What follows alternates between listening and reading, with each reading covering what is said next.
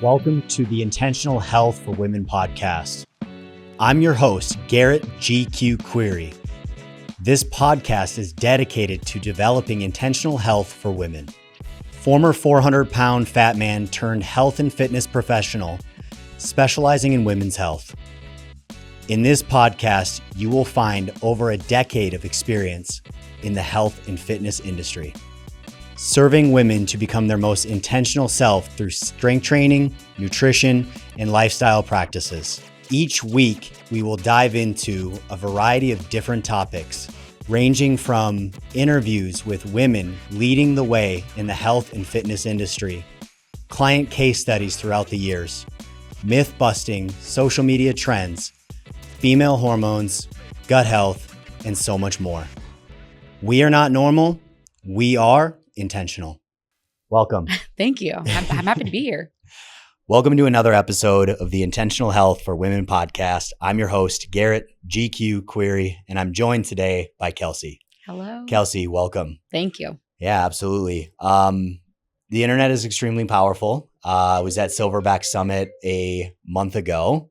And I met a colleague and a friend, and all I'm remembering is her last name right now, who made the introduction. Kayla Diamond. Yep. There we go. Diamond. I was like, I know it's Diamond. It's a cool last name. It is. It's a great last name. Yeah. It's funny. Every time I go to search for her, I'm like, it's K. All those Diamond. All the K names. I'm like, Diamond, Golden. I got it. That I can find. Exactly. Easy. Yeah. Tell us a little bit about yourself as far as like, who are you? How did you find yourself in the health and fitness space? And for me personally, like I really like to start like childhood because I feel like it plays such a huge role. Like I grew up as a fat kid, like so it's like people are pretty shocked. Like I was 400 pounds by the time I was 19. It's crazy. I guess so. My story is a little interesting with childhood. I grew up as an athlete, like from 3 years old to college, after college. Yeah. So it's always just been in that space. And I feel like fitness, it didn't necessarily come naturally to me, but like that was just always where I was. Right.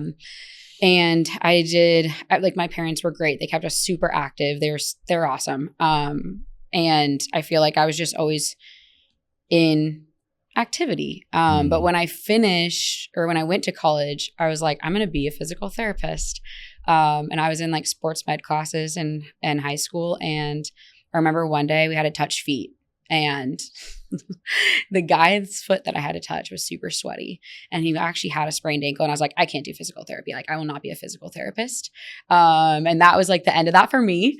And so I went to college and I was like, I'm going to do marketing. Like that's a good gig. Like, yeah, it's safe. Right. Hated that. And so I just like left my freshman year, not declared I had no major. And then decided I hiked Mount St. Helens up in Washington over the summer going into my sophomore year. And I was like, I want to do fitness.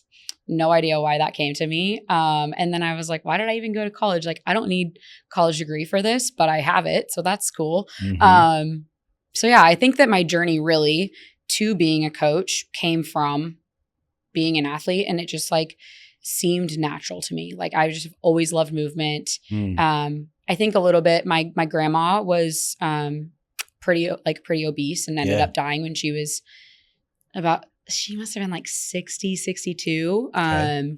And so I think that kind of played a role. Like I loved her. She was incredible, but she passed away when I was in 7th grade. So I feel like I didn't get enough time with her. So part of it was like helping people become better versions of themselves so they don't have all the health issues. It's not something I actually heavily focus on anymore within coaching. But it's still in the back of my head of like helping people become their healthiest self. And it doesn't have to be a journey that they think it has to be that's like miserable. Right. Yeah. So I think that like in the back of my head kind of played a role in like being a personal trainer. And I got my start in like a 24-hour fitness. So it was like I worked with everyone. And I think that kind of helped form into like who I wanted to work with. But that was like a good experience. Yeah, absolutely. So. What was like the relationship with food like growing up? Like, yeah, I just kind of ate whatever. I feel like it was a lot of quick food because like my brother and I both played sports at the same time. So it was like my dad was a teacher, my mom was an accountant. They'd get home from work and it would be like, now you have to take us to practice. I actually remember I ate a lot. So I was never necessarily like, I wouldn't ever say I was obese or fat, but I always call myself bigger boned. I just didn't have muscle. So Yeah. like I just was flabby, I guess would be the word. So I would eat my lunch in third period. And then this is in high school, I'd go to the student store and I'd get a chocolate muffin and like a smoothie. And that probably happened like at least 3 times a week. So like I just ate. I was like, I'm working out. Like I play sports. I can just eat everything. So I don't really think I had a relationship with food until college, after my freshman year.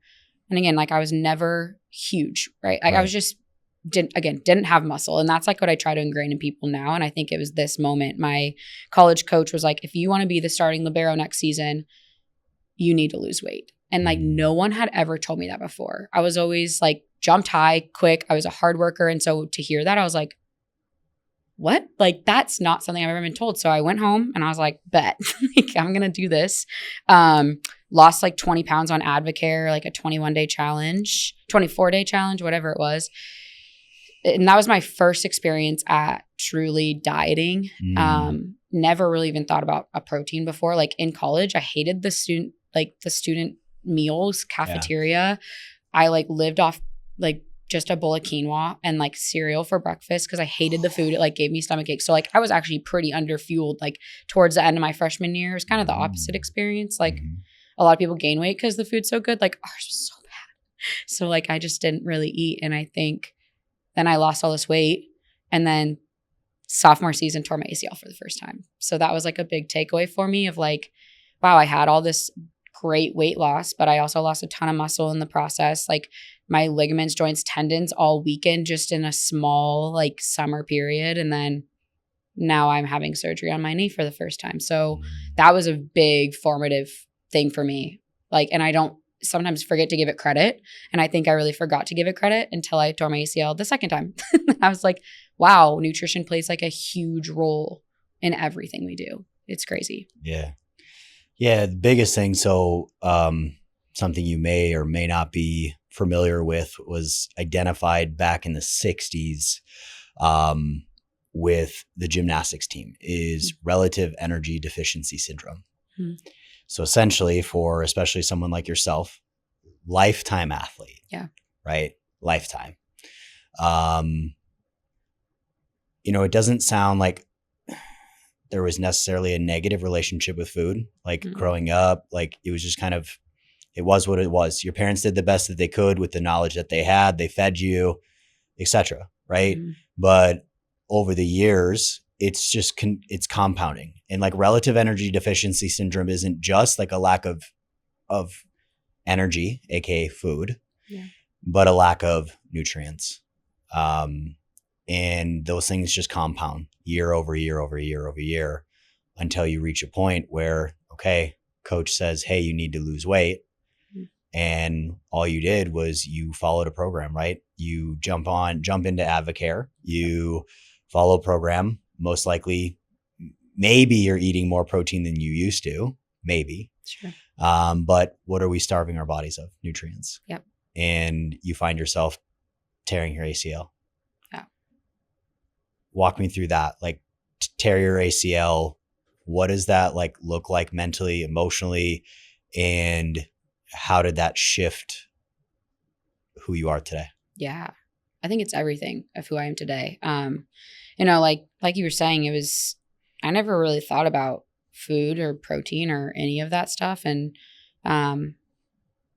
tearing my ACL, I'd finally like got my goal. I was like, I'm a starting libero. Like, I'm so cool. Like, I felt so good on top of the world. Actually, I just started dating my husband, like literally like a month before I tore it. So I was like, I'm in a relationship for the first time ever. Like, it was such an exciting time.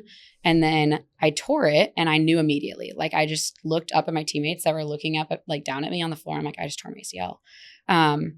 And I didn't have great rehab that first time around. So like, it was like control inflammation, get into surgery as quick as possible, and then start rehab. But like before that, I hadn't really done strength training. And so in a time where that whole summer, instead of dieting, I should have really been Olympic lifting, like lifting heavy, focusing on eating more food, and actually just like not just protein, but actually probably more carbs and fats and, like you said, nutrients, like focusing on that stuff.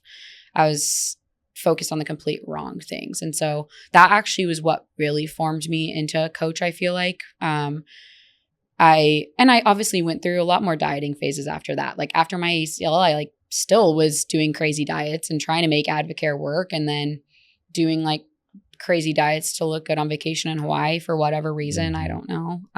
Eating like baby food. Like, why was I doing that? Because you don't, the reality is you don't know what you don't know. Exactly. And from the sounds of it, like you had a little bit of a different upbringing than, you know, myself and some people that I've spoken to from a relationship with food standpoint is like, doesn't sound like your parents really had a good or bad relationship with food. It was just kind of like, they never really overconsumed. Mm-hmm. Maybe they didn't consume the right things, but like that wasn't a huge impact. So you didn't really have to educate yourself around food. And all of a sudden you come across Advocare, it's all you know. Mm-hmm. So it's like you live in this silo of like, okay, well, these people are getting results that I want to see. Let's ship it. And we're just going to keep trying to, you know, square peg, round hole. It was, exactly. It was like Advocare, then it was Beachbody. It was like all those things. Yes.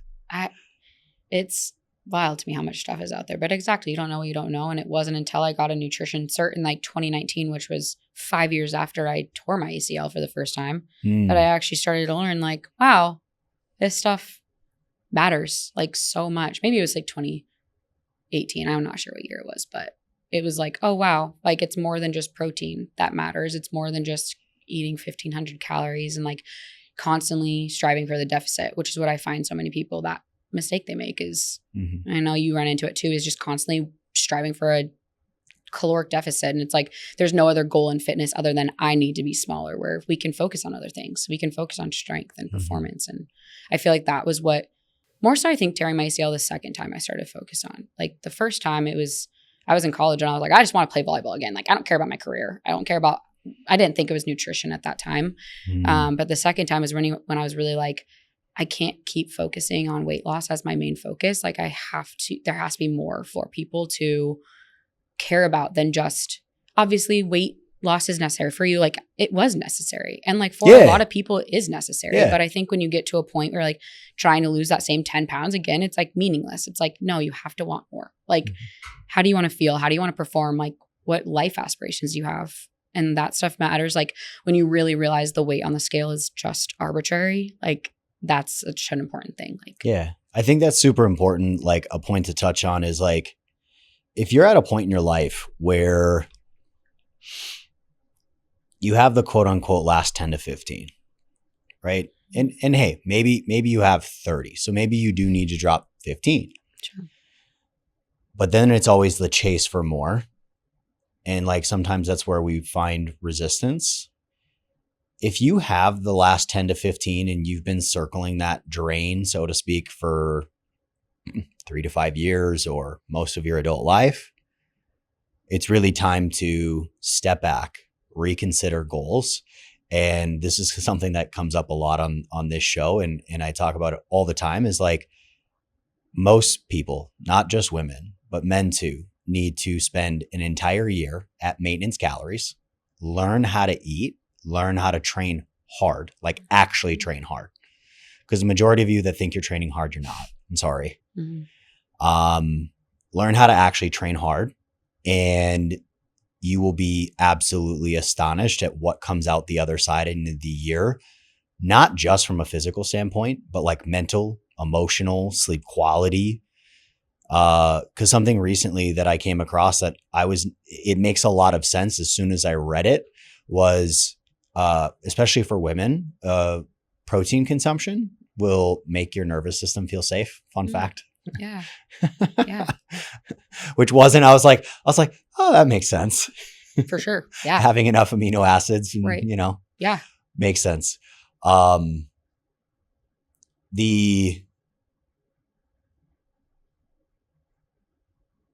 Did you experience like any like big lows throughout like the ACL stuff, like feelings of like depression, anxiety? Like, did you ever walk through those seasons? I think the first time, no, because I was surrounded by roommates. I was surrounded by a ton of people. Like I was constantly in the athletic training room rehabbing, Right. So being there. community. It was a quick comeback too. Like I was running after 16 weeks, which again, probably part of the reason why I also re-tore it. Like I'm just like destroying my body. The second time, by far the like darkest place. And that was probably the first time I actually experienced any of that. Like I've always been a pretty like low stress, go happy, lucky. Like my dad is very even keeled. Like if he yelled at us when we were kids, like it was like, okay, like we got to really get it in up. gear. Yeah. And I think I attribute a lot of that from my dad. Like I'm not highly, like I'm just kind of like there, right? Like it's even. And the second time with my ACL, it was also post-COVID. So it was 2022 and I lived in Washington State. So part of the reason we moved here was to like not be depressed anymore. Big reason for sure. But I tore it in 2021, got surgery at the beginning of 22. And I had torn actually my both meniscus, like my lateral meniscus ended up, they realized it had a small tick in it when they got in. And I knew my medial meniscus was torn. So they repaired both menisci and then also my ACL. So I was like, couldn't walk for 4 weeks. Same knee. Yeah. Couldn't walk for 4 weeks. Brace for 6 weeks. I was in the worst pain I've ever, like I just, funny enough, like a month later, I joined my first business coaching and I finally had like, I kind of let myself be like a poor me, like 4 weeks of why am I like, what am I doing? I'm just like sitting here watching Netflix all day and I couldn't do anything. Like I couldn't walk. Like I was like literally bedridden for 4 weeks. It's awful. Looking out the window at like a gray sky, like it was just a lot. And so I think I reached a point where then I started to really ramp up my business. Like my business was just kind of standstill, especially then I like couldn't work that much as I wanted to. And things ramped up and I feel like I kind of almost got like a new sense of excitement. Like I had a new project to work on, where I kind of finally get it off the floor and feel like less stuck. But like I was in dark, like just was upset all the time. It was sucked. I don't want to go back. I was like, I never want to tear anything again. I never want surgery again. Cause it's like, it was not fun. No. Yeah. Stuff is rough. Yeah.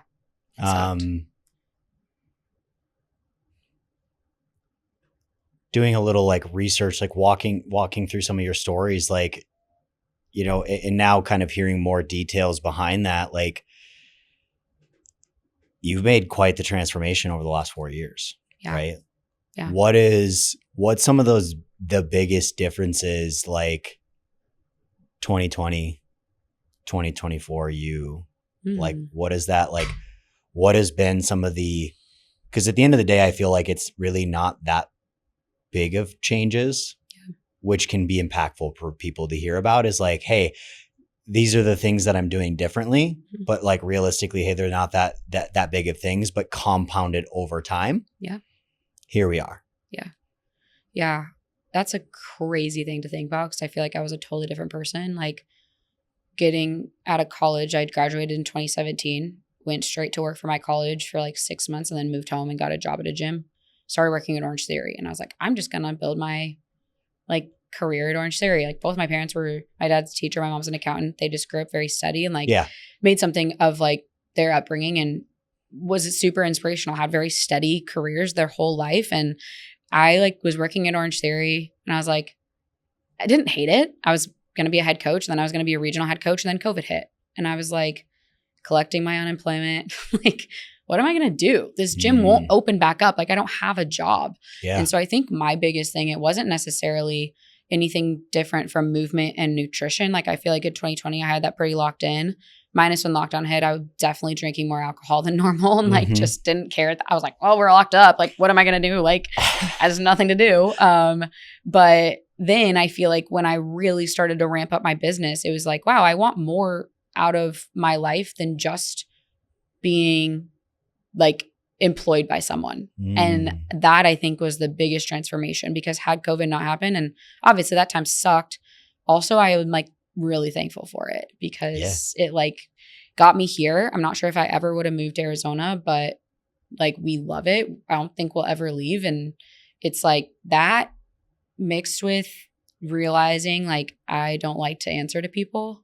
I didn't love my like manager at Orange, not manager, owner, Mm. like just all that stuff. I feel like I just realized like I want to have a say in my life and I don't want to just keep living in comfort. So it was like since then, both my husband and I have really taken we really took big jumps in our career that year where it's like, we're going to do something new. And it's like, the whole world is shut down. Like we were like, who cares? Like, we're going to just figure it out. And I think it's just been a lot of growth since then to realize like, I don't want to be comfortable, and nothing is ever comfortable, but I think it's so fun that way. And I think that really like helped me step into being a better coach. Was me getting out of my comfort zone constantly. And like, when I start to feel comfortable voicing that and being like, I need someone to push me. Like I need someone to like get me out of my own way. 100%. Yeah. Yeah. I moved here in September of 2019. Perfect timing. It was great. Great timing. Yeah.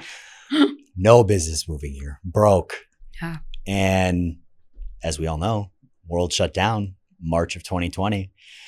I think 2020 was a blessing for a lot of people. Like it was, that's not to discount like how hard it was for a lot of people and what a lot of people went through. Yeah. But I feel like I'm in the same boat. Like it was the greatest blessing, one of the greatest blessings of my life. Like it completely changed the trajectory of my life forever. Yeah. 100%. Like just made such a huge impact. Why become a coach? Like we've kind of touched on it a little bit, but maybe dive a little bit deeper. Why become a coach? Yeah. That's a great question. I like became a personal trainer because I was like, I just want to help people. I don't know where that necessarily came from, to be honest. Like, I feel like it almost was just like, I want to have an active job. Like, I don't want to sit at a desk. Mm-hmm. So I think that played a huge role in it. And now I sit at a desk most of the day. I have a walking pad, so that's good. Same. But like I said, my mom was an accountant. We'd go to like take her kid to work day. And I was like, this is awful. You just sit in this cubicle all day. And I'm like, this is not fun. And then my dad was a teacher and that was fun because like all the students would talk to you. And like, so I kind of had like, but I just didn't, I was like, I don't want to be a teacher. Yeah. I was a volleyball coach for a while. And I think it's probably a lot of like the volleyball coaches I had just had such a huge impact. Like my high school volleyball coach had a huge impact in my life. She was like she was terrifying, but she was also like amazing at the same time. So I think having the formative years of having a coach to look up to, I think that definitely helped. And I think also it kind of just came naturally to me. Like I feel like just the knowledge of fitness and nutrition. And when I was diving into that in college, I was like, wow, this stuff, like maybe the anatomy and physiology stuff, like that stuff, but like the actual like training, nutrition, that stuff, it just like, I get to talk to people. I get to connect with people. That's super cool. But I also get to like help them in reaching their potential. I was always a captain. So I was always in leadership roles in like most of all of my teams. So I think it also just like, I like being in the lead. I don't know how to explain that, but I think that just kind of helped me in wanting to become a coach. It's just like being able to lead people to where they want to be. It's a big part of it. It's very rewarding. Yeah. Most rewarding job for sure. Yeah. Like we live for those messages. Yeah. You'll appreciate this. I've got a guy, 414 pounds. He's dropped 60 pounds in 15 weeks. Wow. That's awesome. Like those are the best. Yeah. Best text messages for ever. Sure. Yeah. That's huge. Yeah. How is it impacted this? I'm gonna throw a curveball. We're gonna start like opposite side of the spectrum. Any negatives like from coaching? Do you feel like in your life any negative outcomes? Has it maybe at some point negatively impacted your relationship with food, relationship with the gym? Because for a lot of people, and the reason I want to start here, and I'll share a brief blip of this is like a year ago. My good buddy, who's also a fitness coach, Jeff, got me into golfing. And he looks at me and he goes, "Oh my God, I love this." And I look at him and I was like, "Dude, you know why you love this so much?" And he's like, "Why?" "Because I love it." And I was like, "Because fitness long time ago became your job. It no longer became your hobby. And you haven't had a hobby in a really long time." And it's like, that's why you love it. And I've gotten into it now, and it's a huge like stress relief. It reminds me of the peace that the gym once brought me that it no longer does. Like it will have its moments, but I think you can probably relate is like, it definitely took that to a degree, took away that hobby feel. Yeah. I don't necessarily know that I've felt that. I've more so, I will say, like felt kind of some frustrations in the industry. And it kind of led me to actually now starting to like coach coaches and mentor coaches a little more, not in business, but in like the knowledge of everything. Cause I've had clients come in and I'm like, how did we get here? Like, how did a coach put you through this? So I will say that. I will say like getting used to filming yourself in the gym at every workout is a bit weird. I'm like, okay, well, I got to create content. So, but I've definitely had times where I've for sure fallen out of love with fitness. I also feel like me tearing my ACL and having to go through the rehab process probably helped that a little bit. I think right when I was about to get burnt out. Yeah. I think that's a huge reason why I actually look forward to every training session. I haven't fallen out of love with it because I know what it's like to be laying in bed and being like, I wish I could walk outside to my like gym outside. And I did start upper body lifting a little bit, and I like probably pushed it a little too much there because I had a gym in my garage. But I think that has helped me not fall out of love with fitness. And I've also like had specific goal to like not feel like a weak link anymore and get my quad back to the same size as my other side. So that's helped. But the negative part, I will say, just sometimes I have thoughts of like, what's the point of even being a coach? Like I've had those thoughts for sure, because I'm like, people are going to stop wanting to have coaches because of just the bad taste in their mouth from other ones. And I never want to like bash coaches by any means, but I will say it's hard sometimes when I'm like, I wish everyone would just like help everyone just be healthier instead of putting them through these crazy. I was listening to one of the podcasts with your client, Rachel, of like 800 calories. I'm like, how did we get here? So I think that part has been the frustrating part for me of just like, why? How? So that's the negative I think I've had. I mean, yeah, that's a whole tangent in itself. It's like, a whole podcast. It's actually who we were talking about before this show started. Like, there was a lot of back and forth and talking and discussion, like after the fact about some of these fitness coaching businesses, and like they'll brag about how their client hit 100,000 in new cash. But what you don't know, and what you don't know is on the back end is they generated 100,000 in new cash in 1 month, but the following month they start at zero because they have no reoccurring revenue, and their business is on fire. They have high churn, so they're constantly replacing those people who aren't renewing. Yeah. Their staff hates them. Yeah. It reminds me exactly like it was funny as like the parallels, right, between coaching companies that are coaching these fitness coaching businesses to fitness coaching companies that are coaching and training people. And they're one and the same. Like there's so many parallels as far as like, okay, cool. You just did $100,000, but you started next month at zero. Yeah. You lost 30 pounds in 12 weeks. What do you look like 3 months later? Yeah. And like a retarded monkey can starve you skinny. Like it's not hard. Right. Yeah, it's really not hard. Yeah. To starve someone skinny. Like you said, Rachel, 800 calories. It's not rocket science. Yeah. You're going to lose weight. You're going to lose weight. But real coaching is helping someone make this something sustainable for the rest of their life. Waking up every day, being happy in their own skin. Yeah. And that takes work and it takes time. And like, don't get me wrong, like there's situations where depending on where someone's starting, like my client David, who's dropped 60 pounds in 15 weeks, like cool. Like, but he's got another 150 pounds to lose. Like we have a long way to get there, and a lot of like, identity changes to make along the way. Yeah. How has coaching impacted you positively? Yeah. The messages, like you said, that you get that are like, you've changed my life. You've helped me become a better person. You've helped me. I'm a better mom. I feel like just those light bulbs that come on when people are like, wow, I never thought I would be here.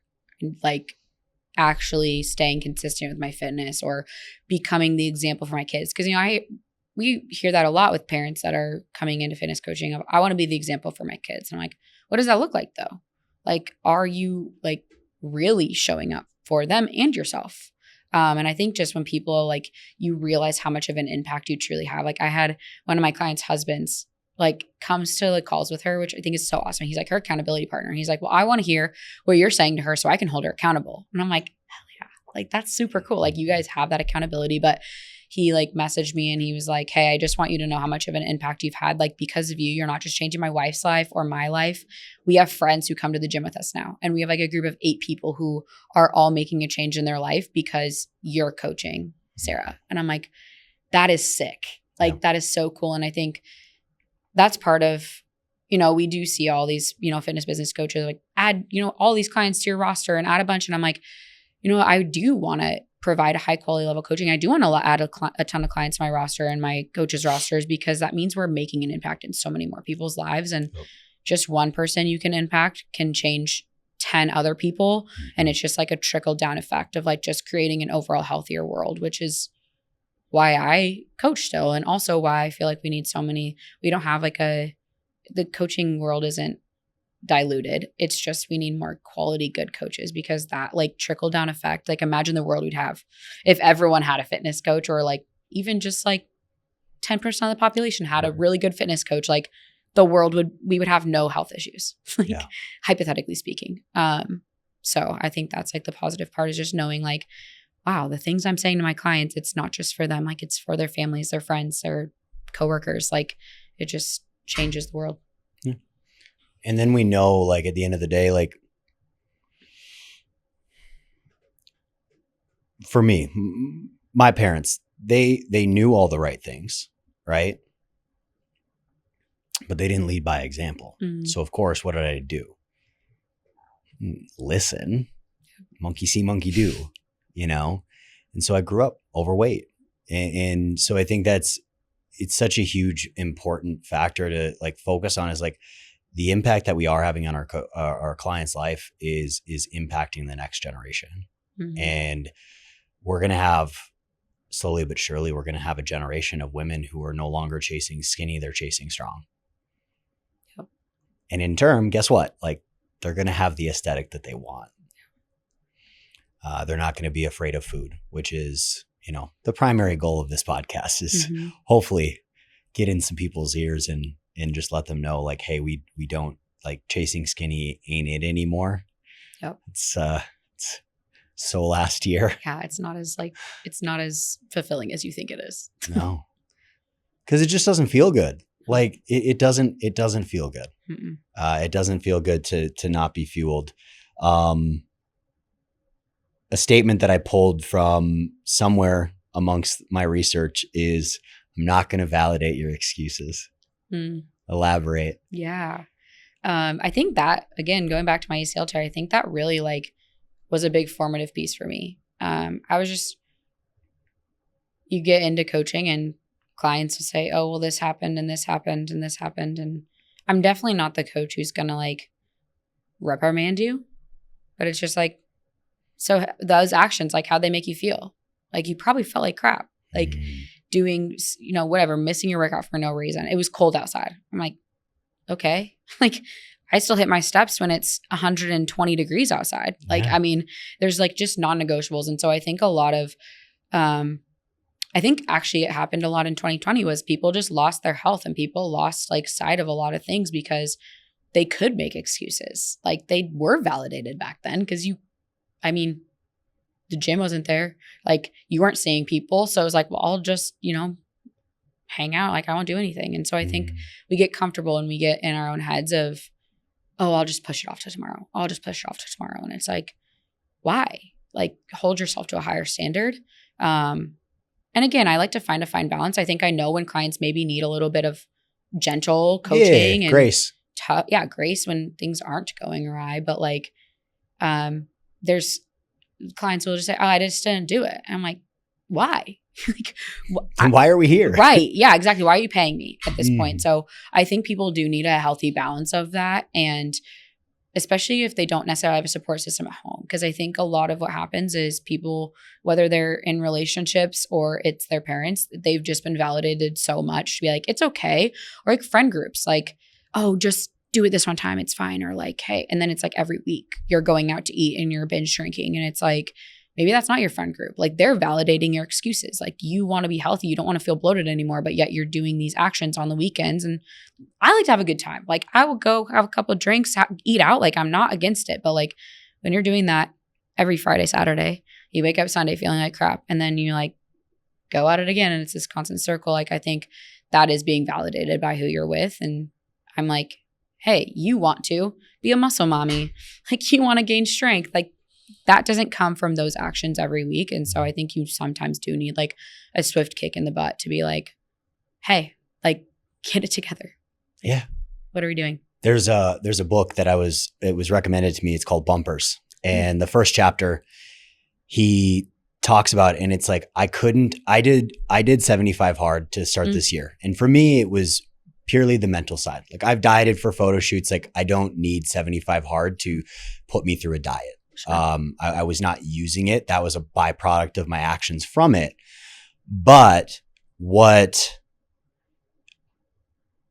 one of the biggest takeaways, like this first chapter, that I couldn't have like, I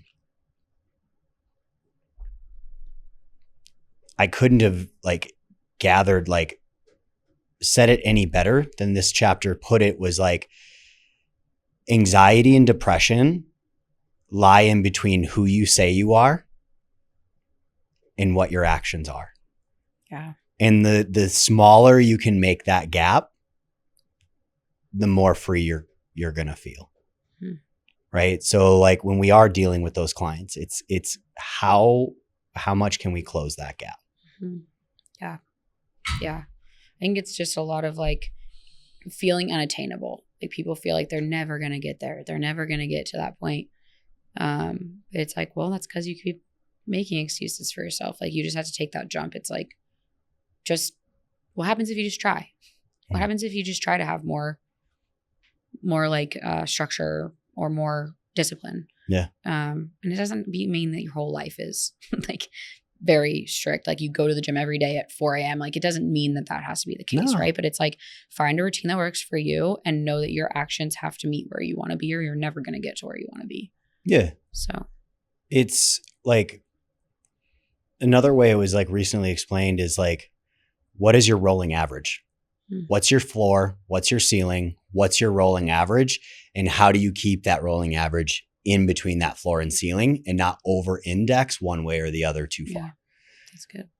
And it's like, what do those actions look like? Right? Like, so it's like 4 days of strength training, 10,000 steps a day.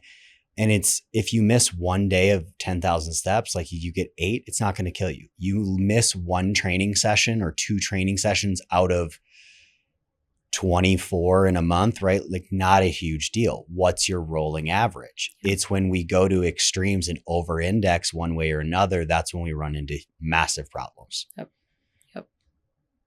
What would you say is, where did it go? What would you say is like the highest, like top 3 values for you, like in life? Like as a health and fitness coach, what are the top 3 values? I would say the first is like a work ethic and determining, like you kind of said, what is your ceiling? Like determining what that is. And I think almost like goes with like determination, like having a reason for why you're doing something and like actually putting in effort. Like I think the biggest thing for me is laziness. Like I just hate it. And like I can be lazy sometimes. Like I'll get down with like a full Sunday on the couch watching football. Like absolutely I'm in. But it's also like having something you're constantly working towards. So I think like betterment, work ethic, that kind of thing is a big one. Education, constantly learning, and being open to learning new things. I think that's one of the biggest things for a coach. Is very easy to get stuck in our own ways, but every client sometimes needs something different. We can obviously have a process for that. But I just had a call yesterday where I was talking about the difference between like the go hard all the time, like focus for coaches, and then like the more holistic side. And like it's gentle and everything is okay. And I think both have a place, but you also have to find a medium, and you also need to know what client needs what. Like the client who's constantly validating their excuses needs more of that aggressive, like, hey, you need to get it together. And the client who's training 7 days a week and feels guilty if they don't stay for an hour and a half in the gym and then they're not eating enough, like maybe they do need a little more, hey, slow down. So I think education, being like well-versed in multiple topics. The other one I would say is like individuality and like being okay, being yourself and not feeling the need to go with the mold of everyone else. I know like there's like the fitness influencer like realm on social media, and I've just never gotten into that. Like I've never gotten into like the trendy stuff. Like people ask me trends. I'm like, I have no idea what that is. People ask me who people are, and I'm like, I have no idea who that is. And like, I think I just stay away from that. And I will say that's helped my mental health a lot. Like I don't compare myself to others. I'm like, I'm just going to be whoever I want to be. And like, that's, I think what has helped me in coaching, in business, in life, is just always being myself and not being apologetic for it. Final question, every episode. How are you living intentionally in this season of your life? That's such a good question. I was thinking about this last night when you sent over the questions, and it's something that I haven't always been present. And so now I'm realizing sometimes I get anxiety about aging. Like that's the one anxiety I have, is like aging and death. Crazy. I have no idea where it stemmed from. I probably could break that down more. But I think like I'm so used to in the past, like being on my phone, not like in public settings, I'm very good about putting it away, but like even on the couch at night, like scrolling my phone, and like, why am I doing that? So I think it's really trying to be where my feet are and not thinking about the next thing either. Thinking about the next vacation or the next business move or the next whatever's coming up in 2025. It's like, hey, what's happening this month? Like what's happening today? And actually just being where my feet are, because I think being like a visionary, being like, I would consider myself a high achiever. Like I'm always chasing the next thing. And it's like, what if I just was present in like every situation and I wasn't thinking about a year, a month, a week from now? Like I just was enjoying this day. It's the best day ever. Like, and just live it that way. So that's something I'm really trying to work on. I think that's something for those of us who are business owners, all could use on that. For sure. Expand a little on the fear of aging. And I don't know what it is. I've always had it. I can't explain it. But I think I just like think back to moments. I'm like, oh my God, that was 10 years ago. Like, where's the time going? And I'm 29. So I'm like, I'm not 30 yet, but I'm so nervous to turn 30. And like, I've heard 30 is your best year. Like I've heard your 30s are great. So I'm like, why am I so anxious about that? So I think that's a big piece of me really needing to slow down. I think that's like a thing that I have to work on, because like I'm always chasing the next thing. And maybe the reason is I'm like so hyper focused on the future that I get nervous about it. So that's like my goal, is to just be where my feet are. Where can people find you? Instagram. My handle is Real Coach Kelsey.